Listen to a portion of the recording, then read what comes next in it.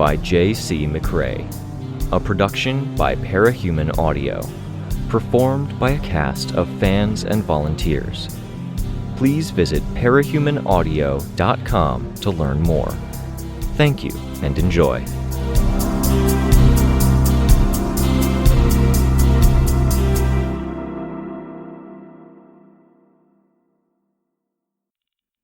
Arc 13, Black, Chapter 6. Tattletale took her sweet friggin' time in catching up to us. There was enough time for a concerned citizen to start talking on their phone while looking warily at Chicken Little and the hooded ex-killer Snuff who had been following, after him. Time for me to talk to them while Snuff kept an eye on Ratcatcher, a diffusing of the situation with Chicken's help, and then time for us to get slightly bored. With a light whistle to get Chicken's attention, she motioned to the Hawks. "Release one to show goodwill?" Chicken Little didn't. He hung back, on the opposite side of the alley as Ratcatcher, with Snuff standing beside him, one hand at his shoulder. Ratcatcher had retreated into the building she'd been planning to escape into, mainly for warmth, and I stood at the doorway, keeping it ajar enough I could keep an eye on her. Not that she was going anywhere, with Chicken Little holding her pets. "I'm not sure I can," Chicken Little said. Ratcatcher didn't make a sound, but the bent nose of her mask flicked around in an alarmed way, her head craning to see Chicken Little through the cracked-open doorway. "Why can't you?" Tattletale asked. "Because when you said I had to be non-lethal, that's something I've never done before. It's like I plant these flags, and the birds go to the flag to do whatever it says on the flag. Attack, wait, watch out, patrol." "Yes, and?" "And I don't have a catch but don't kill flag, so I just stuck down an attack and wait flag in the same place, and they're kind of stuck between the two and getting stressed out. But it worked for them grabbing but not killing. I can't really tell one to do one thing and the other to do another, and if I put down more flags they can't follow because of contradicting orders, then they'll either snap and eat the rats, or they'll both go quiet and let the rats go." I put up a hand to ease Ratcatcher. "Let them both go, then," Ratcatcher said. "I'll cooperate." "No," Tattletale said. "We'll figure this out. They're my friends. I trained them to use the litter box, and they bring me snacks if I'm in bed and I don't want to get up. Rasputin is my best helper, and Templeton is a cuddler." "Maybe," Chicken Little started. "Don't cave," Tattletale warned him. "Maybe he wasn't going to cave," I said. "If he has a suggestion, let him think it through. It's his power." "I was going to cave," Chicken said. Tattletale extended a hand, as if to say, "See?" "Well, fine then." "I'd rather not hurt people's pets, and I did this because you were rushing me and telling me I had to do it now. I had to learn to think on the fly, and so I did, but now I'm doubting myself." "Don't," Tattletale said. "You're better than you think." Ratcatcher wrung her hands while Tattletale talked to her protégé. Her head turned, as if she was considering an escape route, then turned my way, looking me up and down, as if she was considering an attack. Fuck. "Snuff?" I asked. "Can you watch, Ratcatcher? I'll help." Snuff left Chicken behind to take hold of the door. I backed away into the alley, then flew up to where the two hawks roosted on a length of pipe. This felt weird to do. I put my hands out and I gingerly held the rat and the bird's talon all together. Feet like a fistful of knives. Was that what Chicken Little had said? Beaks like a sharp, fast-moving knife. With the other hand, I held the rat, but not the talon. "I've secured one of the rats. Try releasing?" I asked. "You're sure?" "I think so." I felt the animals move beneath my hands. With one hand, I ensured a hawk didn't let go or lose the rat. With the other, I pulled a rat away. I suspected they were as clean as any pet, but Ratcatcher was just far enough off the beaten path that I wasn't ruling out fleas or other hygiene questions.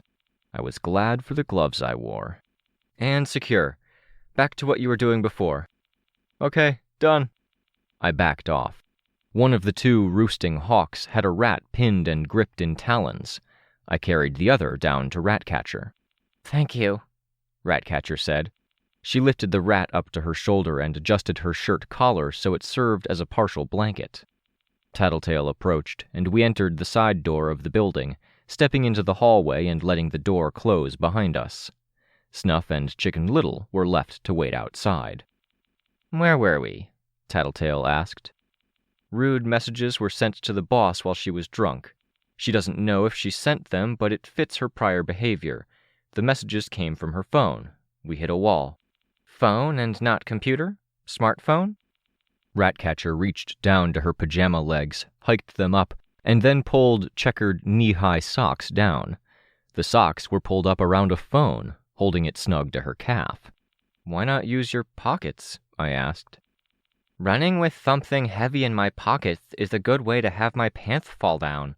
More comfortable for lying around."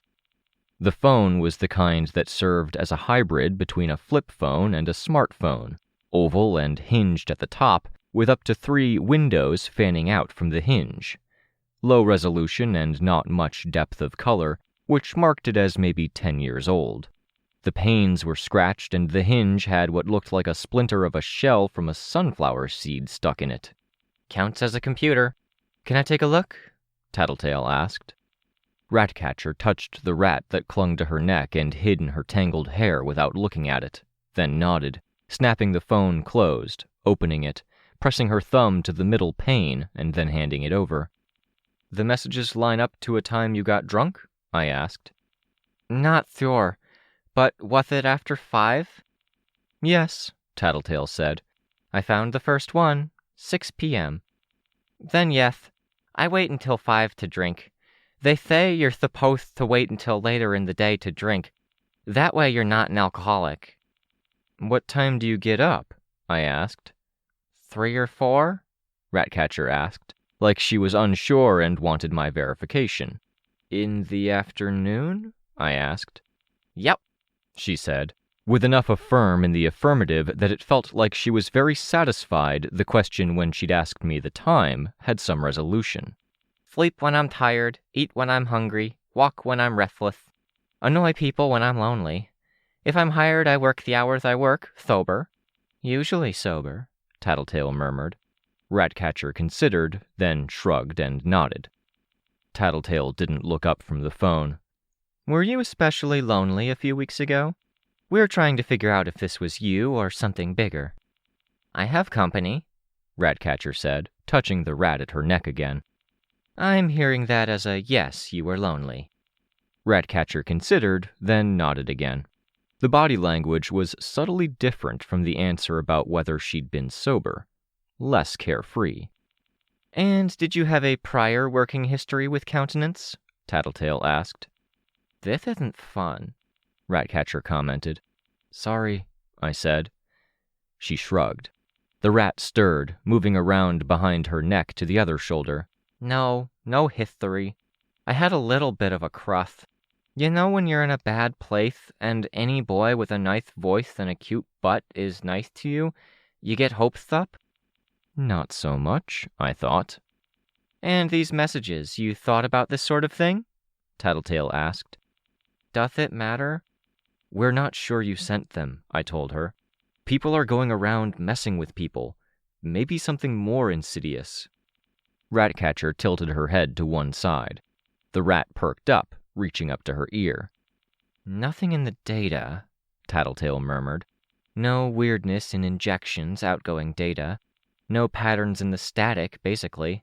This stuff lines up with things you've thought before, or did it feel off?" Ratcatcher motioned, and Tattletale handed her back the phone. Ratcatcher slumped against the wall beside me, putting her rat in fairly close proximity to me. She held it up so I could see, too. Yes, maybe, yes. "Clarify?" Tattletale asked. Ratcatcher was busy scrolling. I said. "Go back?" "Okay, so, opening prelude. Rats mate more than once a minute, so even if he finishes quickly, he'd have a good thing going." "Pickup line," Ratcatcher said. "Yes, sounds like me. There's more. Rat climaxes last 5 minutes. Pretty sure it's not true, but sounds good." which he might find fun, but if he doesn't want to, take a rat to bed and attempt the physiologically impossible, he can take a girl instead. Me. That's the pickup line. See? I rate myself an honest 3 out of 5 and say I'll do this because even a bad one is pretty good, and then no strings attached.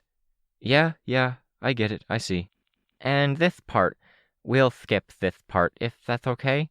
Personal. Sure, I said. I cupped a hand to block my view of the phone while she scrolled. It still reads like you? Tattletale asked. Yeah, I don't remember, but I thought about it a lot. Even wrote some, but never sent them. Until that night. He responds here, she said. I read it. This is inappropriate, Ratcatcher. Drink some water and rest. We'll talk about this tomorrow. Pretty reasonable for a response to unsolicited texts in this vein at 5 a.m.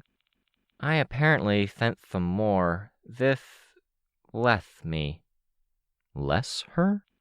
I read the texts, flinched and looked away, which meant I was looking at Tattletale, who smirked. I thought you liked mice and rats, I said. I do. I wouldn't do something like that. If you'll reread it, no, thank you. Some guys like this stuff. I offer an alternative. Rather than put a rat, there's the possibility of using a snake instead. Seems more practical. You can hold on to the end of the tail. Thank you for the mental image, I said, averting my gaze from everything while I tried to avert my ears from everything at the same time. Left me. Snakes are awful, and they're horrifying, and they eat rodents. But I don't think I'd do that. And I don't think I'd keep texting him unless I was very, very drunk. Okay, Tattletale said. Good. What do you think? I asked her. I think I'm 60% certain this is weird. Only 60%? I thought, raising an eyebrow. In terms of the weirdness we're investigating. If it is weirdness we're investigating and this isn't a regular incident, then it's a 50% chance that Ratcatcher here sent the first messages, and they sent everything after he responded to tell her to quit it. Ratcatcher reacted to that, head pulling back a bit. Otherwise, they fabricated it all. You think that someone else sent these messages? Yes, Tattletale said. There's a very good chance that someone else sent these. Tell me what happened after. I went. They said to clean out my locker. They were nice about it, very polite but very careful. Careful? I asked. By the books. Procedures in place. Has this sort of thing happened to you before? I asked. Ratcatcher shrugged, shook her head. The shake was forceful enough that the bent portion of her mask flipped over to be bent the other way. But I've been in trouble before. I get how it goes. But they've had trouble before, Tattletale said. Countenance has. There's a history there, and this attack was built to attack that weak point. You sound pretty definitive at this point. No percentages? Tattletale shook her head. I'm pretty darn sure. I looked over at Ratcatcher. I tapped her phone at the hinge. This wasn't you. She made a sound. Her nose dropped. I'm not sure that makes me feel better. I get it, I said. It's invasive, violating. No, she said. I don't care about that. That's the game we play. It shouldn't be, I said. I prefer the good old days, when cape against cape fights wouldn't dig any deeper than the surface level. Costume against costume. No wounds that went beyond cuts, scrapes, and bruises, unless they upped the ante first. That's stupid, Tattletale said. Nothing's surface level. Our powers are intertwined with us, and we're bringing all of our shit to the table when we go toe-to-toe with someone. Pit your powers against their powers, and you're digging into your own shit while they're doing the same, going back to what used to be the worst day of your life. You're flinging that shit. To win your fights, you need to know your enemy, but to do that, you can't stop at the surface. We used to be able to. We used to keep up a charade. And while we were doing that, no kids were getting chopped up into wriggling pieces. That seemed to give Tattletale pause. Point, she said. Thank you. But I think your take is a romantic, fragile one. We can't go back there. Believe me, I'm coming to terms with that. All I'm saying is I miss those days, and I'm going to respect anyone who holds themselves to those standards, holding back while doing what needs to be done. I was never good at that, Tattletale said. Surface level. It's a good way of putting it, but the tool I was handed is a backhoe. Her entire tone had changed, and if I tracked backward in the conversation, it felt like it had turned around when I'd dropped the wriggling pieces line, like she respected me more because I'd turned to using a backhoe. I wasn't sure I liked that the only way to deal with her was to be an utter bitch. Where did that take me in the long run? Speaking of romantic stuff, Ratcatcher said. She held up her phone, now all folded up. Starting with rat facts and ending with putting snakes up boys' pooperth. Yeah, I said. No. You need a friend to give you advice on crafting a better approach. I had advice from Rasputin, Templeton, Dusty Rose, and Turnaround. Your rats? Rat, mouse, and booze, Tattletale clarified. Ratcatcher nodded vigorously. But you guys started arguing, and the thing is, I don't care about that stuff. I don't do secrets. What sucks is that I've always stayed surface level, like you said, and that's why until today, I didn't think anybody hated me that much. Always playing nice, and then someone turns around and delivers a low blow. I couldn't say the situation lined up perfectly with my own experiences. Or maybe it was better to say that I couldn't say it lined up perfectly with me, but I felt like we'd, collectively, pre-Gold Morning, tried, and we'd been dealt a low blow. Part of that dealing had come from someone with a backhoe. Sorry, I said. Hopefully our investigation will do something to clear your name. Ratcatcher shrugged. We should go, Tattletale said. I'm thinking about things and I'm worried. I nodded. I'm free to go? Ratcatcher asked. Be good, okay? I told her. Whatever you were running from us for? Petty theft, Tattletale said. Grand theft, vandalism, criminal mischief. Bit of a backslide since the regular thinker work dried up. Don't do that, I said, a little exasperated, staring past the holes in the paper mask at the eyes behind, wet, large, and guileless. Doth it matter? I was being good and it didn't help. I had a good thing going and they came for me, attacking my not-so-sterling reputation. It matters, I said. If not for yourself, do it for your pets. They need someone to look after them. Ratcatcher shrugged. Tattletale opened the door, and Ratcatcher rocked back at the cold air. Tattletale whistled and motioned. Ratcatcher bent down to scoop up the rat that came bouncing along the floor, running up to her. It shivered, possibly from shock as much as cold. Tattletale let the door shut. She leaned against the frame, arms in her coat pockets. As Ratcatcher cupped her pet in her hands, I offered, Do you want a hand? Your place is next door, but it's cold, so I could fly you home, or... She was already shaking her head.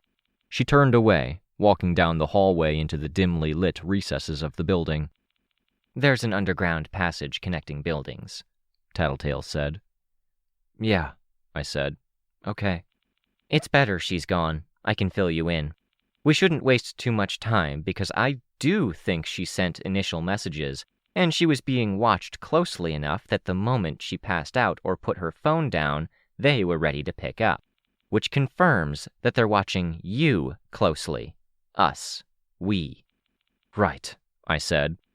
This was a multi-pronged attack on Ratcatcher's part, and I think yours would be too. Pronged? Ratcatcher isn't the key target here, Tattletale said. I looked in the direction Ratcatcher went. I wanted to go grab her by the arm, tell her. No, Tattletale said.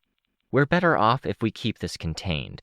It shapes what they do next, and the less messy this is, the easier it is to get a sense of who we're fighting. I'll be able to get a sense of them by how long it takes them to respond, how they move, where from." I felt uneasy at that, and it took me a second to articulate why. "If you're willing to keep her in the dark about particulars, are you doing the same thing to me?" "As long as you stay more or less in my sight and avoid lying to me or giving me misinformation, I don't need to. But if we don't resolve this soon, we're going to have to part ways, because you have things to look after and so do I. And from that point, I'm going to bullshit you." I frowned. "Best you're going to get, hun." "Sure," I said. Ratcatcher was vulnerable and on the fringes. She made a certain kind of target. But Countenance was the real focus. And he, I'm thinking, has a history of, how should I put it? "Rooftop liaisons?" I asked. "No, hooking up with coworkers. Maybe subordinates, maybe with messy end results, because any parahuman to parahuman interaction gets messy." "Some do," I clarified. "Some. Maybe even most." "They all end in tears," Tattletale said. "And these moves our enemy is making are aimed at pushing things to rushed conclusions on that front. They chip off anything that's easy to chip at, and then they drive the chisel deep into the core elements. Countenance is stable, trusted, and acts as the heart of his team. This creates a seed of doubt. And after this?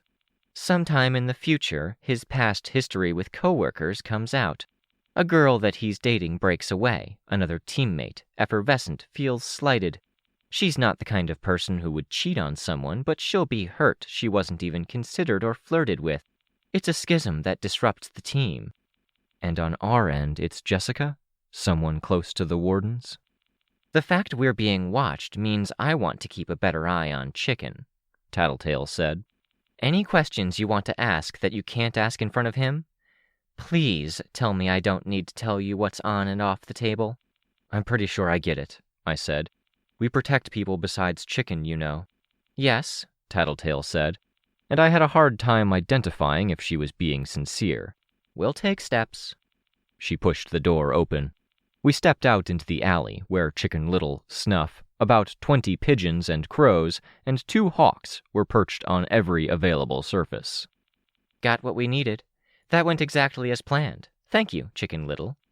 Chicken Little hopped off his perch on a stack of construction materials and hurried to catch up as Tattletale headed straight for the neck of the alley. So my guess was right. She'd plotted that far ahead.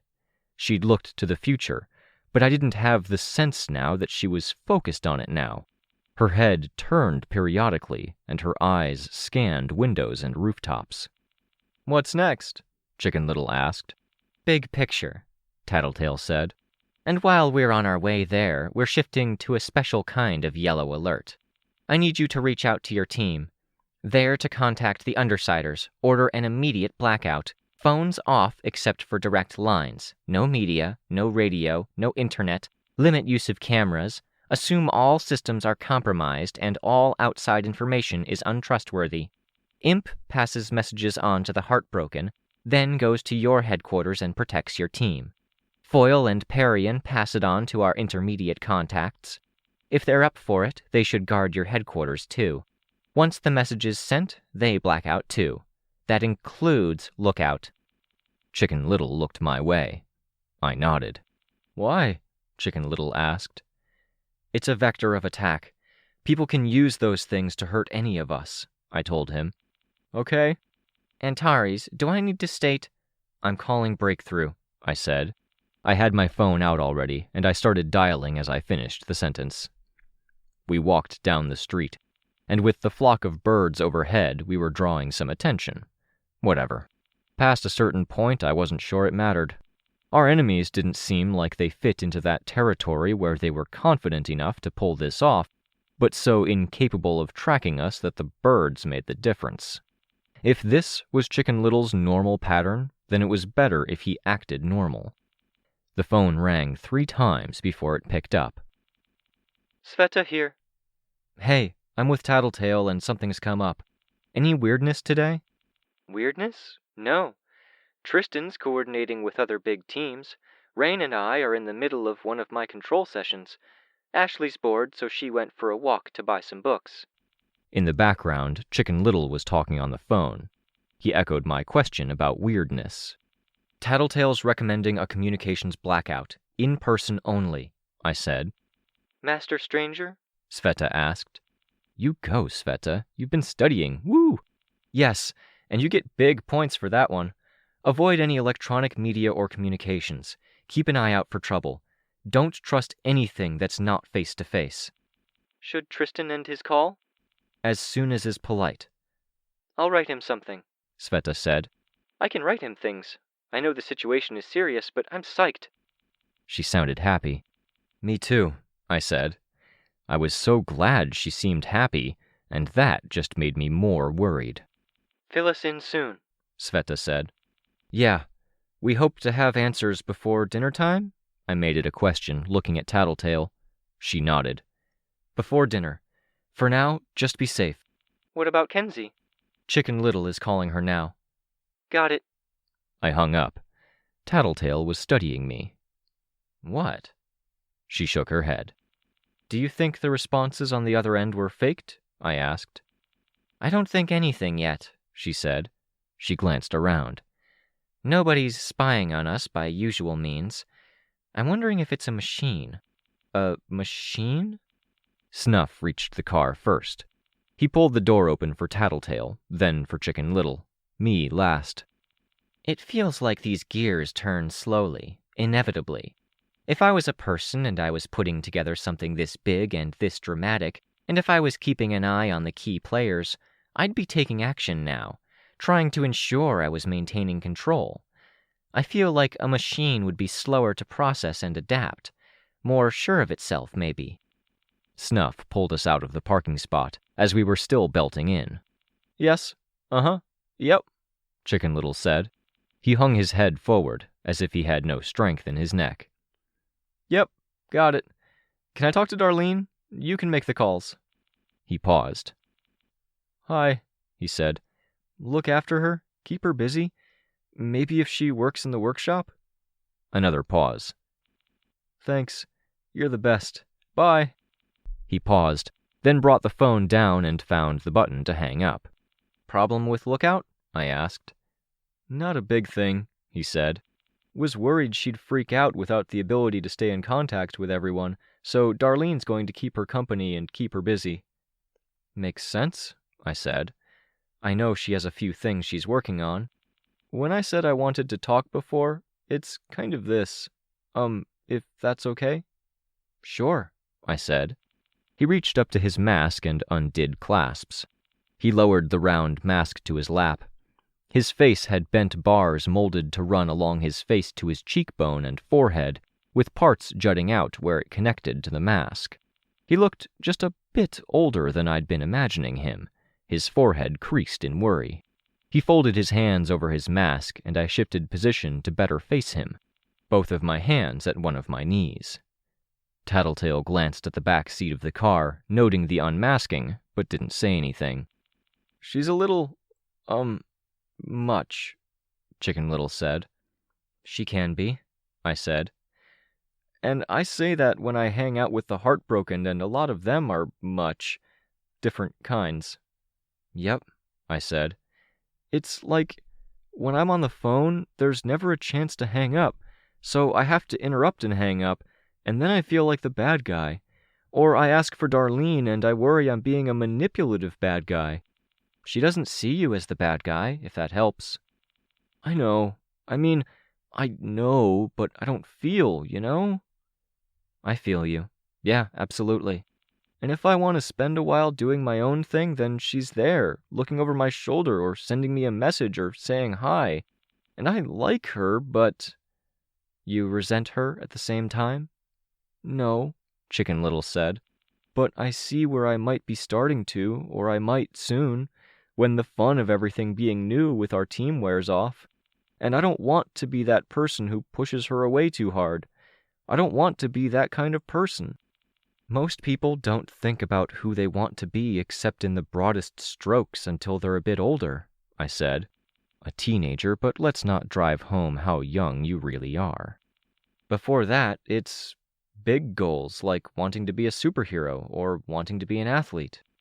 I've had people bugging me about who I want to be and how I want to act since years ago when I got my power, Chicken Little said.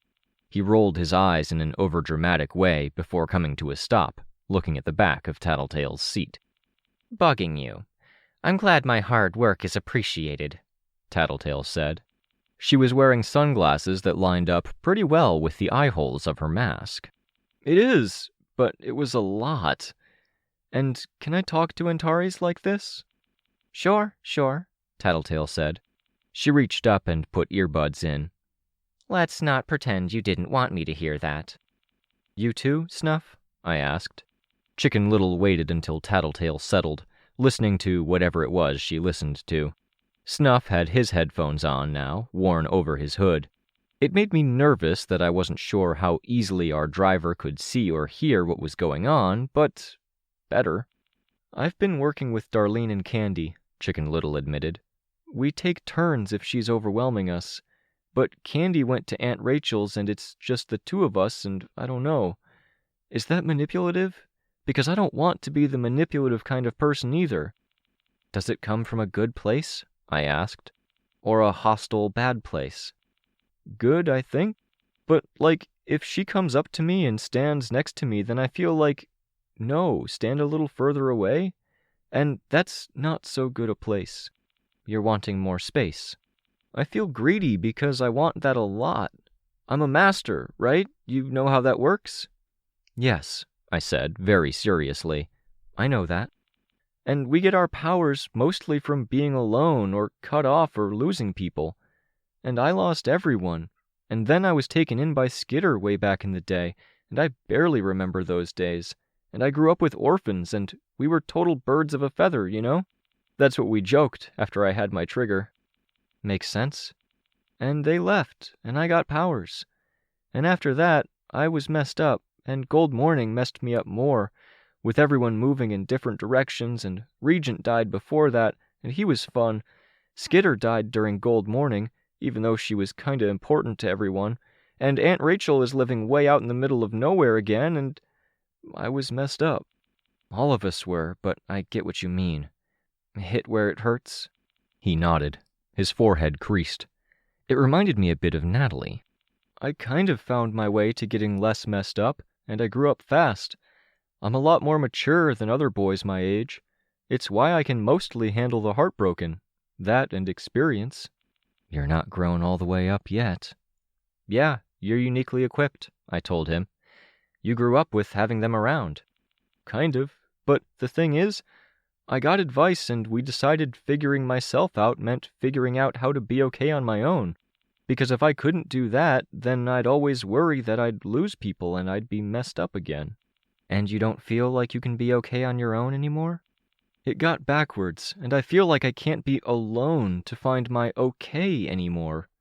And that's not to say it isn't nice to have them around and hang out, but it's like there's never the middle ground of okay in the middle. Not with them, and especially not with Lookout.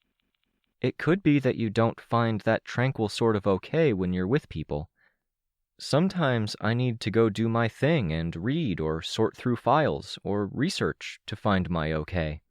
Sometimes I can do that with people around, especially Tress or Swansong. Sometimes I do it alone. Tress or Swansong, but not Lookout? No. I adore Lookout. I respect her, but it's a rare moment. What do I do? Because she sends me 200 messages a day, and she sends me messages last thing at night and first thing when she wakes up, and I feel like I could spend every minute of every day with her and she'd want more. And Darlene has told me she feels the same way, and I'll talk to her. Chicken Little stopped. I'll try. He deflated, apparently in relief. The car passed through a tunnel. Everything inside the vehicle went dark. When we emerged, Chicken Little was putting his mask back on. Somehow, I thought. I have no idea how I'll do this. She's really cool, he said. Yeah, she really is. She's really stylish, in a very different way from the heartbroken, and really fun, and when she gets excited about something, I get excited too. I'm really glad she's connected with you guys. I am too, but I feel like if things keep going like this, after she connected, I'm going to be the one to unconnect. Or Darlene is, and I keep hearing about Darlene's bad side, but I've never seen it. Or Candy is, and I feel like Candy would treat the problem like she treats a lot of things, like she'd use her power and try to fix it in one big obvious move that doesn't really work. I'll see what I can do. He nodded. She does this thing, where she doesn't smile when she's happy. Yeah, I said, quiet. I had to tell Darlene that, and Darlene went from giving her hugs when she smiled because she wanted to share that happiness to giving her hugs when she smiled because she needed a hug. Perfect, I said. Except we're not sure what to do now, so she's been hugging her less, and I've been thinking about taking a day off, and I was glad to be on a mission like this to get away, if I'm being super honest. Yeah. I know all the heartbroken have rules and weirdness about how they behave, but I can either figure them out or I can deal. But Ken's lookout is maybe the worst possible thing for my rules and weirdness, despite the fact I really like her a ton. I put a hand out, rubbing his shoulder. I'll do what I can. She talks about you guys a lot. She misses you. You, Ashley, and Chris. I nodded. Tattletale cleared her throat, forewarning for the fact she was pulling an earbud out. We're close. Okay, Chicken Little said. Thank you. There was a pause as Tattletale put her earbud back in, then, to me, he repeated, Thank you. Sure thing, CL. Thanks for being cool to my friend. The street didn't have any parking, which delayed us. The spot we did find was in an alley without much room to maneuver. While Chicken Little squeezed himself and his hawks out of the spot, Tattletale approached me, showing me her phone, messages with the address, and a follow-up. After a back and forth to hammer out the particulars of the meeting, the response from Countenance was that Big Picture was inviting us to his office, apparently, and he wouldn't be wearing his mask or gear. Downside, we had a very limited time when he was free and willing to talk. If we wanted to talk to him later, we had to do it when he had free time around 7 o'clock, which was past Tattletale's self-imposed deadline. Despite the fact the building was tall, the ride on the rickety, low-cost, fast-install elevator with the chain running through a column in the center was a short one, up to the 3rd floor out of 8. Big Picture's studio was one without walls, barring the single closet and the entrance to the bathroom, which was disproportionately large and, as I passed it, riddled with bars, hangers, and clothes for both men and women. Doubling as a change room, it seemed. Big Picture was a photographer, and in his civilian guise, he was a tall, broad-shouldered guy in a nice teal dress shirt, black slacks, and shined shoes.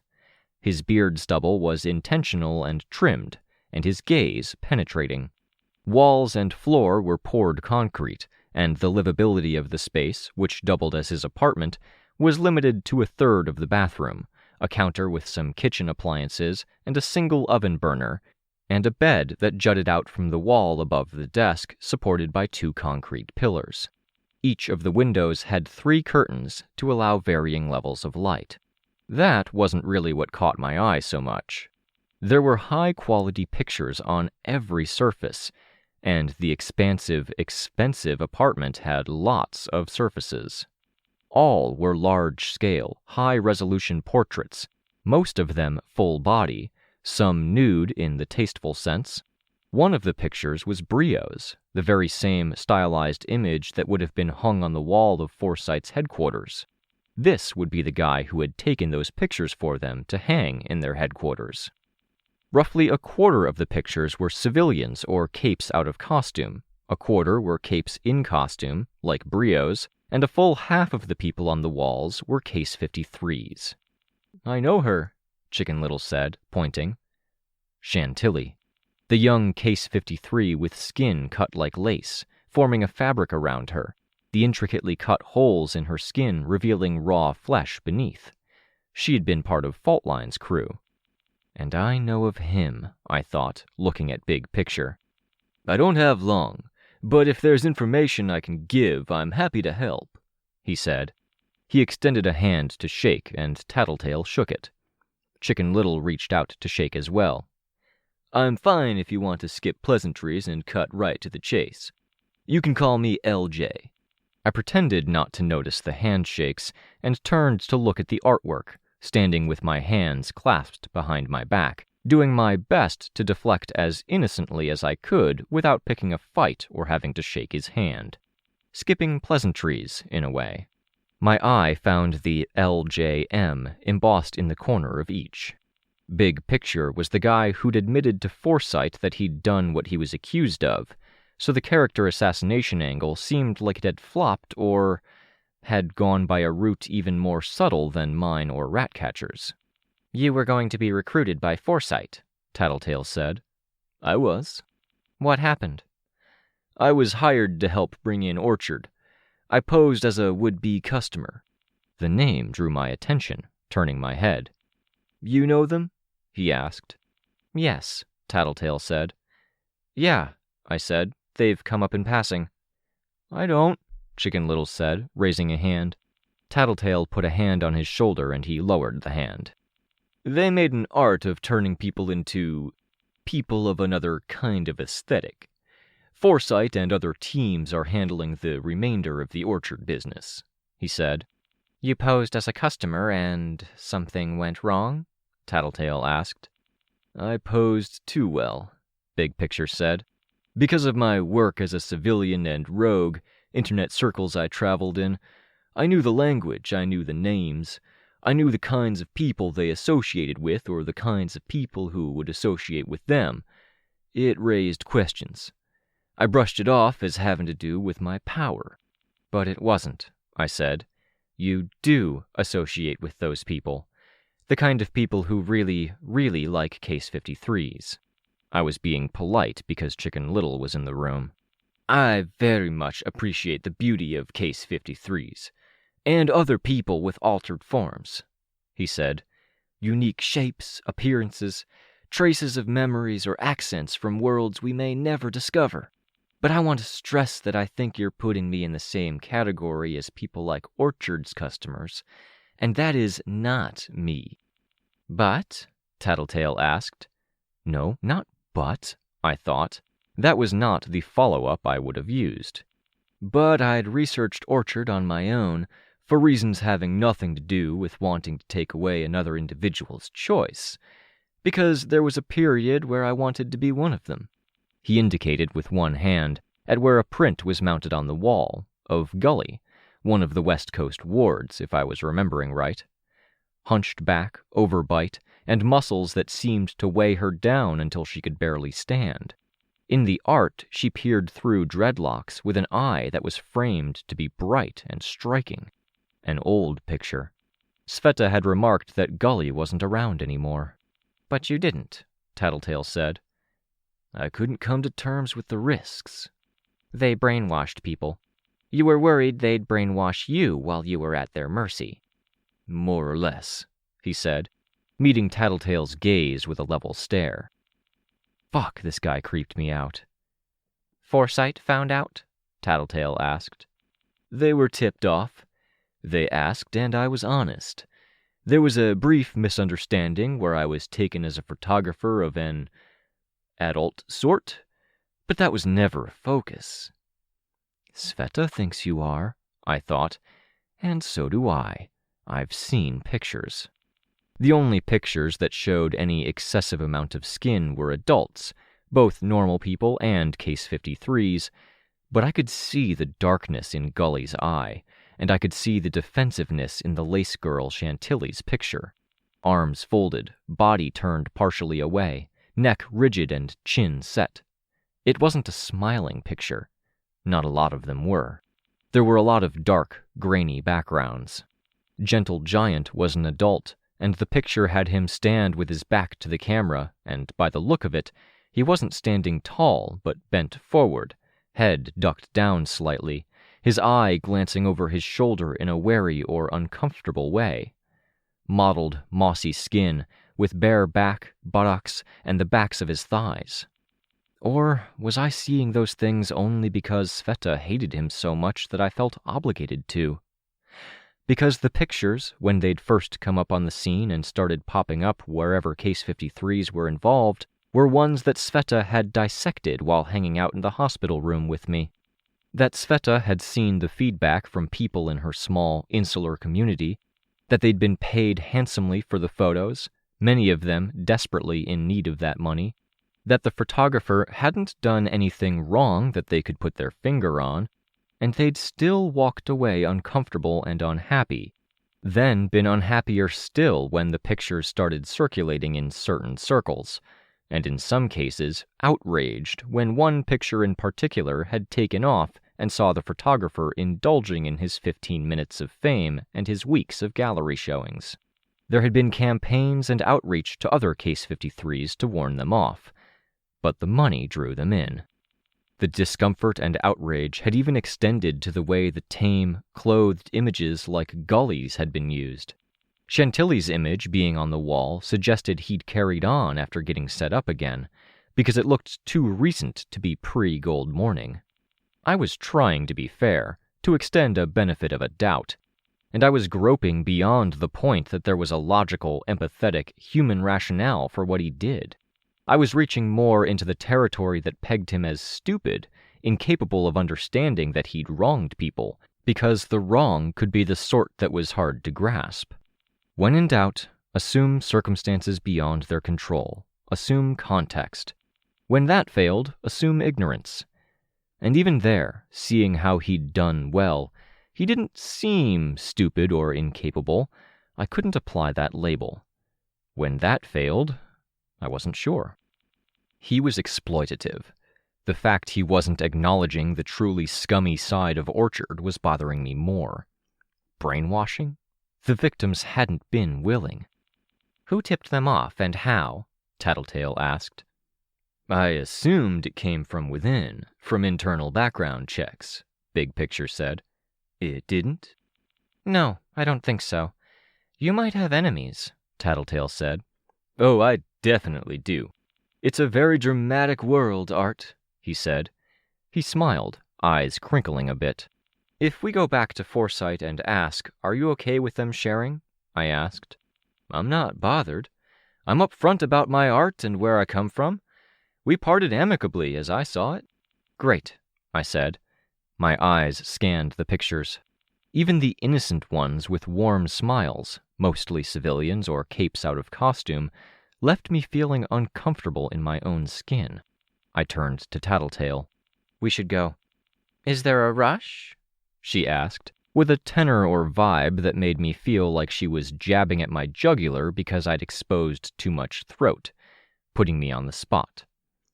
I turned to Chicken Little. "Want to go wait outside?" "Sure," he said. "Dirty move," Tattletale said, but she didn't stop Chicken. Chicken Little paused before leaving. "Thank you for inviting us in. They're really good pictures." "Thank you," Big Picture said. "They're dark, though." "They can be," Big Picture said, turning to look at Gully's picture, her head, face, and dreads seeming to emerge from the picture, out of darkness and into light. "Do you want that darkness, along with wanting to be them?" Tattletale asked. I was spared the continuation of the conversation by the ringing of my phone. I put a hand on Chicken Little's shoulder to guide him to the door of the studio as I put the phone to my ear. Rein. "What happened to the communication blackout?" I asked. "Emergency," he said. "Weld came by to check in. I don't even know what's going on, but Tristan's trying to handle it and he's not having any luck. And now all hell is breaking loose."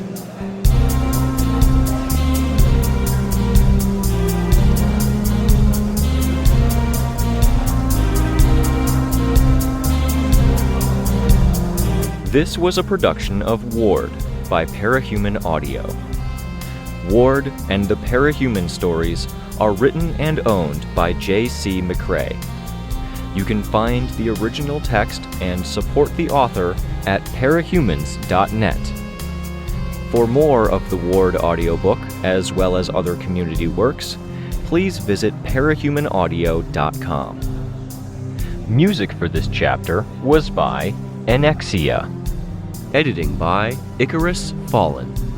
Narration by Robert Rein Ramsay. Find more of their work at our website. Thank you for listening.